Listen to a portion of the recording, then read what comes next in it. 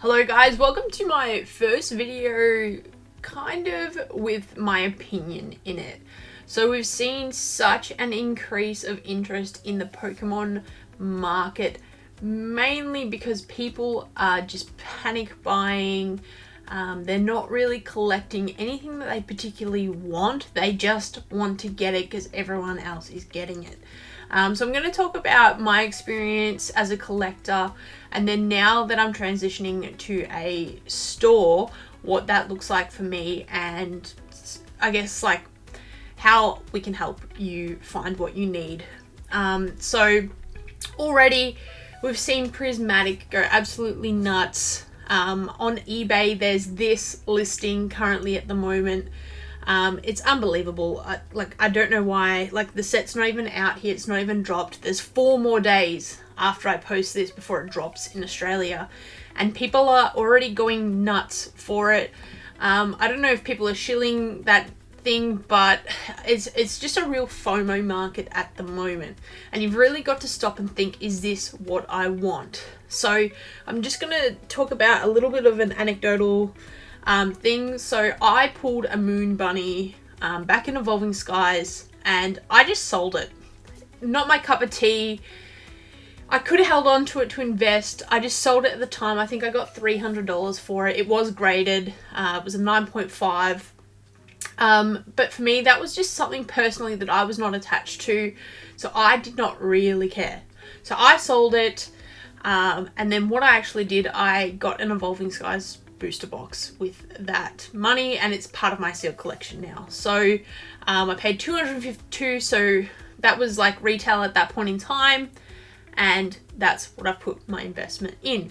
So you really need to stop and think, is this something that I want? I was one of those people that I was like, all right, new set's out, have to collect it, have to master the set, and I felt like I had to pull everything myself. I had to do every reverse, everything. I wouldn't even trade. I would just buy. Then I looked and stopped at Silver Tempest, and I looked at it and I go, there are actually no cards in this set that I want, that I enjoy. And that really made me think about going forward, what it would look like. I did have my transition where I left teaching as well, so I had no income. I was using my art money and stuff to fund my hobby.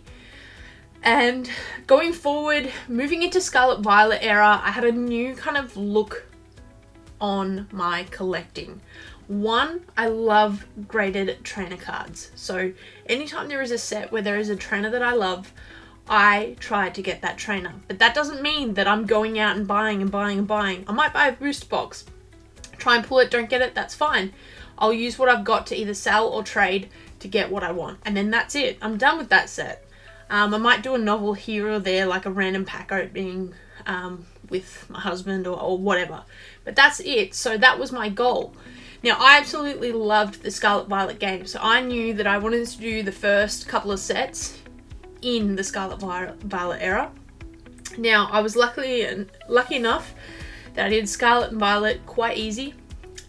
Paldea Evolved took me a bit of time, but I was a little bit smarter about it. I moved part of my older collection, got rid of some cards that I had doubles, trades, that kind of thing to finish my set. Then Obsidian came out, and I kind of got stuck in a little bit of the FOMO again. Everyone was going nuts at it, but I was so lucky that I did a stream and we pulled pretty much the entire set from a case and 2 ETBs. So I was done. It died. That was real quick. So there wasn't a lot of interest for me. So then I kind of reassessed after that, and I was like, well, that was too easy. I don't really like that. All right, cool. Then I moved to obviously the 151. Everyone wanted to do 151. If you've been opening Pokemon forever, that's cool. 151 was awesome. But instead of going absolutely ham at it and spending all my money trying to pull it all, I did it slowly. Like, I've only just completed it about 3 weeks ago, and I won my last card in an eBay auction for, I think it was the Charizard EX, and it was something like $38. It was off center. That's fine. It's my binder piece. I don't need a perfectly centered binder piece. So I got out of it a little bit easier there because I was clear with my own collecting goals.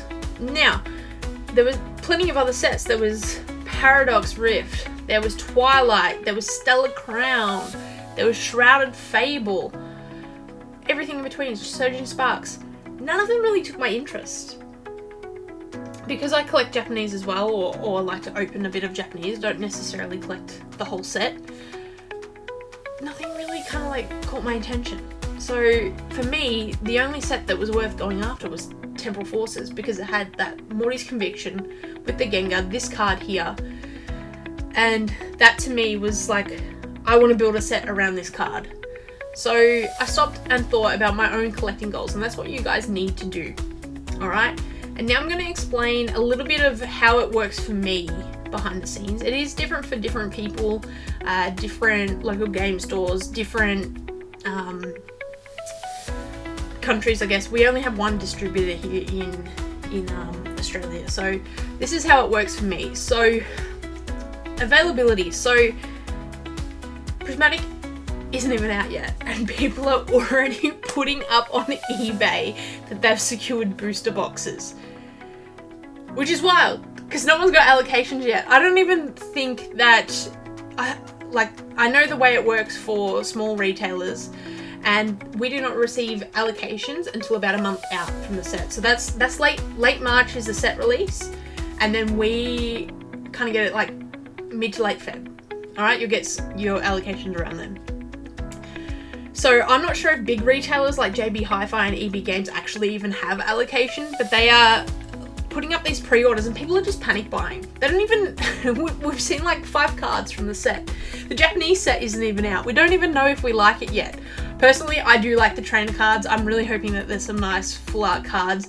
To me, I really liked the look of the Iono promo. I'm probably going to pick one up from Japan to grade. So, you know, to me that's a bit of an interest. But until the set drops, I don't know if I actually want to collect the set. So like, people are panicking, people are getting it, people are paying above retail for it already. It's not even a thought. The set before it, Prismatic, is not even like a thought. It's here, but like, people are panic buying. So do you really need to buy it right now? Personally, and I wish I did this video before I watched Pokey Brian's video, but he pretty much had the same thoughts that I had, and people just, it's the fear of missing out. It's really sad, because you really just need to think about your collecting goals and just wait. There's going to be stuff available, whether that is single packs, whether that is 3 packs, whether that's a build and battle. You'll be able to get some kind of product to see if you like it. Pokemon will hopefully start to print more. Hopefully they do. So I know here they do 2 drops for Australia, so we do get first on release and then a couple months later. So like, our Surging Sparks that everyone was going nuts for still hasn't done their second drop. I think it's the 5th of Feb is our second drop. So like, that's not even out yet. So like, people were like panic buying, paying $500-600 Aussie for a booster box when we're getting a second drop. There might be plenty now, because people have now spent all their money panic buying, pre-buying Prismatic, pre-buying Journey Together or Battle Partners, depending which language they're collecting. And that's going to leave like some surging for people just sitting there, because everyone else has run out of money, because they're thinking towards the future. So just really think about it. Do you need it? Then pricing. So the way pricing works, from what I understand, is that, so when you buy from the distributor, you're buying per pack. So per pack for booster boxes. So you are buying 36 packs as a retailer. So then you can either choose to sell that as single packs, bundles, whatever, as a booster box. So the RRP is between that $7 to $8 Aussie. Alright, so you are looking, if you sold it at retail, between $252 to $288 is the retail if you sold it thinking as single packs, because that's how it's bought. So when you go to buy a case, you are not buying 6 booster boxes, you are buying 216 packs. Alright, so that's how that works. So if there's stuff above that, you're not paying retail. If you are buying below that, you're paying under retail. So technically you are getting a good deal if you get a booster box for $240, $220, $210. Some people sell them, and I don't know how they're making much money, but like $170. All right. So that is like the recommended retail. Now, obviously, people have different overheads. Online businesses probably don't have a lot of overheads. They don't have rent to pay. They don't have extra insurance, that kind of thing. They don't have staff. Often they're like a sole trader, that kind of thing. Stores probably have to mark it up a little because they do have those overheads. So just think about that when you're buying. And the thing is as well, so big retailers like EB Games, Big W, Coles, whoever else, also get quite a discount off the wholesale price. So there are wholesale discounts for when you are buying in bulk. Now for little stores, kind of like tough to buy that much because, you know, you've got a lot of sets, smaller audience, that kind of thing. So just think about that when you're buying, and that might be why, you know, you might see prices like on Big W or something a little bit cheaper, and that's because they're bulk. And often a lot of the big retailers as well are on consignment, so they don't pay the distributor until they've sold. Whereas small business like myself going forward, I have to pay before it's even delivered, like 1 to 2 weeks out before it's even delivered to ensure that I get that product. If I don't pay, they like hold it into release day. If I haven't paid by then, gone. I've lost it. It's no longer mine. Someone else can pick it up, or they'll just hold on to it. So that's a little bit how it works. Pre-orders. I've seen a lot of people pre-ordering stuff at the moment for Journey Together, and I can tell you on aren't out yet. They are not out. I've seen people on people's Discords going, "Oh my god, I missed out on I've missed out on pre-orders." They're not even out yet. They won't exist. Legitimate pre-orders will not happen until about a month out from the set, which is mid to late Feb. Maybe even early March, because I think it's the 24th March was the release date.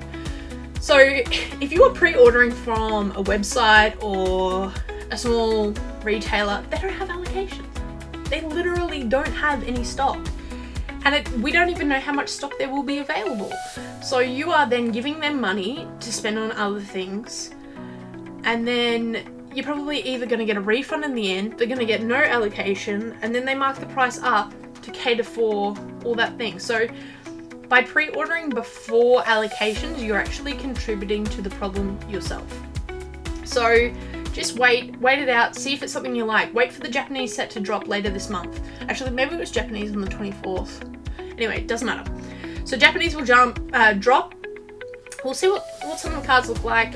People might go, "Oh shoot, I really don't like this set, and now I've pre-ordered all this stuff." That's fine. You know, and the thing is, you can always safety pre-order from somewhere like EB Games because they do only take a deposit, which is really good. So places that take a deposit, a refundable deposit, are probably a safe bet. So, you know, you might do a box or two from them, and then you might look at the set and you go, "Ugh, yuck, gross." Or you might like to then support your local game store and see if you can get a box from them. And then you kind of sit on your EB Games box for a week, and then you go, "Yeah, actually, I'm really loving this set. I'm going to go pick up my EB Games one," or "Nah, it's not my cup of tea." Or you might grab the EB Games one and sit on it and invest for yourself. So, I don't know. It really depends on your own collecting goals. But like I said, pre-orders are not even out. Like, allocations don't exist at the moment. And then my last point that I wanted to talk about with this is that there's a lot of people like approaching small business going, "Can you hold boxes for me? Can you do this? Can you," like, small business struggles to get allocations. They struggle to keep turnover rolling over with all, like, you know, because you can't just have one focus. You can't just be a Pokemon store in a small business. It doesn't work. You need to have your finger in a few pies to keep, you know, money coming in to be able to buy sets in the future and get product out. So by people coming and asking, "Can you hold this for me? I'm good next week," it puts a lot of pressure on a small business owner like myself, because being autistic, I like to say yes to people. don't ask for holds. If you do not have the money, or you do not have money to do a deposit, bad luck. Go and get it from somewhere like EV Games, who does have that system, who can hold product because they know it's going to sell. You're hurting small business by asking them to do holds and that kind of thing. So just think about that, because then if you go, yeah, hold it, and I get 6 extra boxes for your hold, and then you don't pay me, I'm out a lot of money for a small business who's trying to build and scale up. So just think about that. Think about what you really want to collect. I've moved towards more the slab game. I love rating cards now. I love trainer cards. That's where I'm at with all my stuff. So, you know, to me, Journey Together is probably going to be a set where I really want to collect a few cards out of that. So hopefully I can get my hands on some booster boxes myself. Now, for me, yeah, Prismatic's cool, but I don't really want much out of it. There was like the Espion Master Ball. I pulled that in Japanese, and that's great. That's what I wanted. I might try and collect the Espion SIR, but again, do I even need to open packs to do that, or should I just like pick it up for $150, $200 on eBay? So you've really got to think about what is right for you. I would suggest you go and watch lots of videos across YouTube. Everyone puts their own perspective on it. You know, I'm coming from someone who, I'm unemployed, so I'm employed through my own business, but I don't pay myself. So you've got to think that, yeah, that's my view. Then there's people who are making millions of dollars in their small business. Then there's people in the middle. So go and watch other videos. Perky NE, Brian, he's got beautiful hair. But he puts a really interesting spin on everything, and I think he really just talked about almost what I said, and I really enjoyed his video. So just some summary points. 1, Journey Together. There are no allocations out yet, so don't panic buy, please. 2, pricing varies. You're looking at between $252 to $288 for retail pricing. All right, so if you pay below that, great, good on you. If you pay above that, you are paying more. Pre-order safety net ones where you can get your money back, or it's a deposit. And then please stop asking small business for holds. It's too difficult. You know, they're trying to build their customer base. So don't pressure them into that. Thank you for watching if you watched to the end. A bit of a weird, boring video. But if we all work together as a community, we can kind of slow down panic buying, slow down the scalpers. Hopefully Pokemon does print more this time or this year, especially with some of the sets coming up like the black and white, the Team Rocket, that kind of thing. So hopefully it can balance out so that everyone can have a bit of everything. And remember as well, as adults, there are kids that are getting into this hobby, and you need to be mindful that those kids deserve packs too. They deserve that joy that we all had as kids. So leave some stuff for them, please. All right, I'll catch you guys next time.